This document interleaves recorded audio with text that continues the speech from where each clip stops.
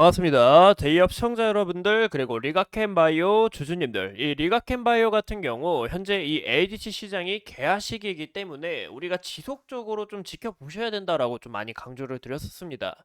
현재 리가켄바이오가 현재도 이 저항 라인 돌파를 딱 해주면서 주가가 이 신고가를 갔는데요. 이 4분기에 이 리가켄바이오가 재차 큰 폭으로 주목되지 않을까 저는 그렇게 또 생각을 해보고 있어요. 현재 이중항체 시장 흐름을 우리가 파악을 해보면서 현재 이중항체 시장 또한 이 ADC와 접목하려고 하고 있다. 이런 부분에서 리가켄바이오가 이 ADC 많은 파이프라인을 보유하고 있기 때문에 재차 부각이 될 수 있고, 삼성바이오로직스가 역대 시적이 냈고 4분기에 ADC 본격적으로 준비하고 있기 때문에 이 리가켄바이오가 더 추가적으로 이 모멘텀을 받지 않을까라고 생각합니다. 무엇보다 이 부작용도 굉장히 적기 때문에 우리가 리가켄바이오 오늘 한번 파헤쳐 보도록 할게요. 이 보시는 것처럼 이중항체 의약품 시장 규모를 보시는 것처럼 이제 작년 7조 8천억 규모였는데 2035년에는 23조 3,772억이 될 거다라고 전망을 하고 있어요. 이 최근에는 이중항체보다 표적을 더 늘린 이 삼중항체 개발도 굉장히 활발한데요. 이제 길리어드라는 이제 낙스닥에 상장된 기업이 있습니다. 올해 3월 달에 이 삼중항체를 개발하던 네덜란드 이 제약사인 이 메르스를 약 2조 2천억에 인수를 했고, 이제 MSD 또한 올해 1월 미국 하픈 테라퓨틱스라는 기업을 약 9,500억에 인수를 하면서 이 삼중항체에 대한 이 개발을 크게 좀 나아가고 있다라고 우리가 봐주시면 좋을 것 같아요. 현재 이런 부분에서 이 이중항체도 지속적으로 이 삼중항체까지 더 커지면서 시장 부분이 확대되고 있다라는 거 우리가 봐주시면 좋을 것 같고, 그리고 무엇보다 이 이중항체도 ADC와 함께 접목을 해가지고 이 암세포에 반응하는 항체인, 죄송합니다. 이 암세포와 반응하는 항체와 세포 독성이 있는 이 약물 자체, 이 페이로드를 링커로 연결한 형태를 지니는데, 이 단일 항체 대신에 이중 항체를 사용하게 되면 이제 암세포를 정확히 더 노릴 수 있기 때문에 이 독성 부작용이 줄일 것으로 크게 좀 전망을 하고 있습니다. 이런 부분에 있어서 지난해 12월 달에 중국 이 시스트 인뮨도 임상 2단계 이중항체 ADC 후보 물질을 BMS에 약 11조 원의 기술 이전하는 등 현재 이중항체가 서서히 커져가는 부분에 있어서 이 ADC를 크게 접목하려고 준비 중에 있고, 이 ADC와 이중항체가 함께 더 커져가는 이런 시장이 될 수 있다라고 우리가 보시면 좋을 것 같습니다.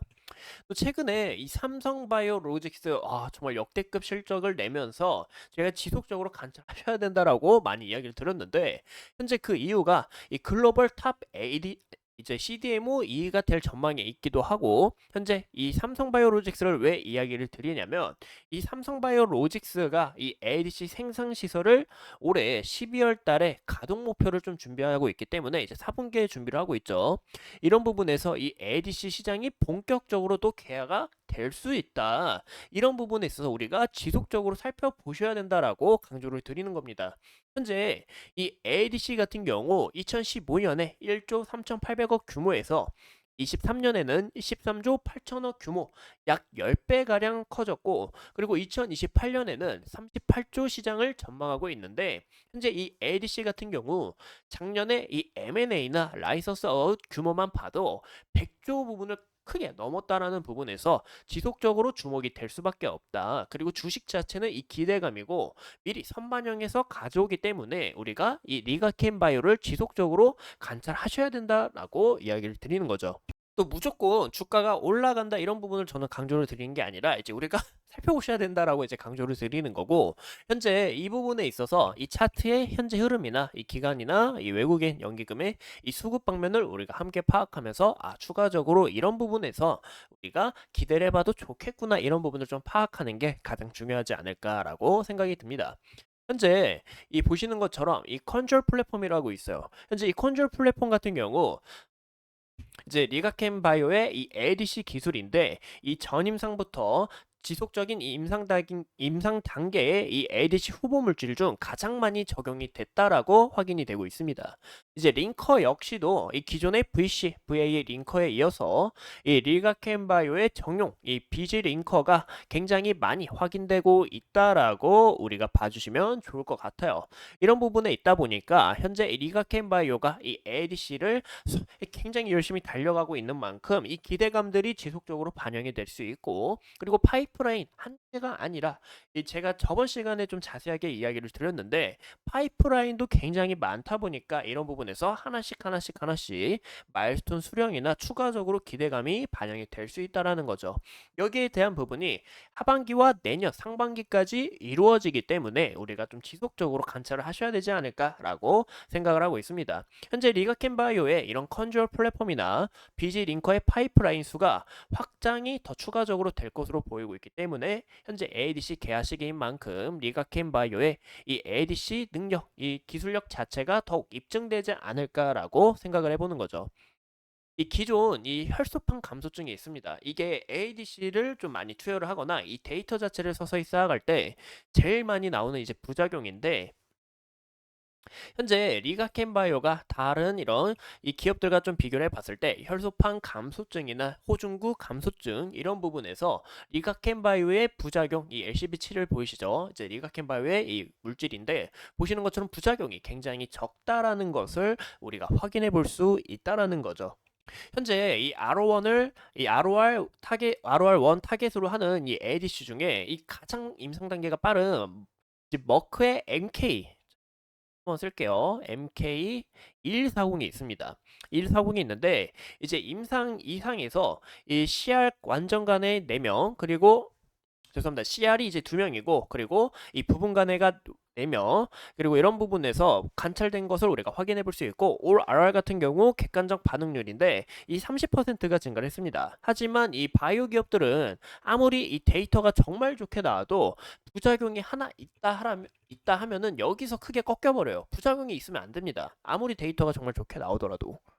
그 부분에 있어서 이제 호주군 감소증이나 이 혈소판 감소증이 출현됐다라는 건데, 현재 이 ADC에 이 사용되는 이 페이로드 중 이 PBD라고 있습니다. 이 PBD 자체가 효능은 좋지만 부작용이 제일 많이 나온다라는 건데, 현재 이 리가켄바이오가 추구하고 있는 이 ADC 페이로드 같은 경우 이 부작용 자체가 굉장히 적고 여기에 대한 데이터도 정말 좋기 때문에 우리가 지속적으로 좋은 이슈가 나오지 않을까, 이런 부분을 암시해 볼 수 있다라는 거가 있다라는 거죠. 이런 부분에서 우리가 리가켄바이오의 이 차트 현황을 함께 보신다면, 네, 보시는 것처럼 리가켄바이오 현재 이 한 부분의 저항 라인 한 번 더 물량을 소화 후에 재차 재부각될 수 있다라고 좀 이야기를 들었습니다. 그 이유가 현재 이 ADC 개화 시기와 그리고 올해 하반기와 내년 상반기까지 주목해야 될 이슈가 너무너무 많고, 그리고 이 기간의 지속적인 수급, 연기근의 수급 사항을 봤을 때 한 번 더 크게 부각될 가능성이 있다라고 이야기를 드렸었죠. 이런 부분에서 현재 굉장히 좋은 움직임 나와줬고, 그런 것처럼 어제 딱 돌파를 하면서 추가적으로 이 신고가를 찍고 현재 이 점에서 차익 실현 부분이 동반되는 것을 우리가 확인해 볼 수 있습니다. 이런 부분에 있다 보니까 현재 물량 잘 소화 후에 추가적으로 잘 눌리면서 재차 재출발하는지 그런 여부를 좀 판단하는 게 가장 중요하지 않을까 싶은데요. 현재 5일선 올라오고 있는 만큼 이 구간에서 크게 주가가 밀리지 않고 5일선 만나서 재차 이 구간 깨지지 않고 물량을 잘 소화하면서 추가적으로 이 신고 랠리 한 번 더 갈 수 있냐, 그런 여부를 좀 체크하시는 게 가장 중요하지 않을까라고 생각을 하고 있고, 여기서 만약에 주가가 밀리게 될 시 이 5일선 기준과 그 다음 매물라인 이 구간, 그 다음으로 우리가 지켜볼 라인은 이 구간이라고 우리가 볼 수 있는데, 현재 이 부분에서 매물라인 겹쳐 있죠. 이 부분까지 깨지는지 안 깨지는지 이런 흐름들을 우리가 좀 파악하는 게 가장 중요하지 않을까라고 생각합니다. 현재 주봉상으로 봤을 때는 보시는 것처럼 제가 아까 일봉으로 말씀드렸던 이 구간의 매물 라인 우리가 확인해 볼 수 있는데, 이 구간에서 재차 쉬었다가 한 번 더 부각될 가능성이 있다라고 우리가 볼 수 있겠죠. 하지만 여기에 대한 흐름 만약에 깨지게 될 시 21선 서서히 올라오면서 크게 이 흐름 깨지지 않고 잘 지지를 받아줬던 만큼 21선 여부까지 우리가 함께 체크해 주시는 게 가장 중요하지 않을까 싶습니다. 오늘도 이 기간의 수급과 이 지금 보시면 잠시만요. 이 외국인의 수급도 좀 들어오고 있고, 이제 기타 법인의 수급도 이제 좀 우리가 확인할 수 있는데 이런 부분에서 이 수급 방면이 또 어떻게 차익 실현이 나오는지 이탈이 나오는지 그런 여부와 함께 체크해 주시는 게 가장 중요하지 않을까 싶습니다.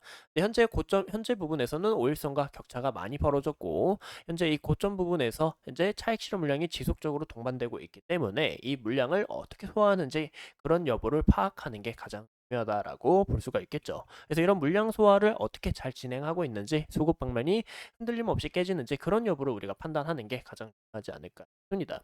이제 장기적으로 봤을 때도 지속적인 이 상승 추세에서 굉장히 좋은 움직임을 나타내주고 있기 때문에 또 정별 구간 우리가 확인해 볼 수 있죠. 이런 부분에서 리가캔바이오가 하반기와 그리고 내년 상반기까지 추가적으로 좋은 힘들 보여줄 수 있지 않을까 그런 여부를 우리가 확인해 볼 수 있다라는 거 봐주시면 좋을 것 같습니다. 이상 이 리가캔바이오에 대해서 함께 알아봤고 앞으로 추가적인 이슈 여러분들과 함께 하면서 더 좋은 이슈들 함께 이야기하도록 하겠습니다. 오늘도 이렇게 시청해 주셔서 감사합니다.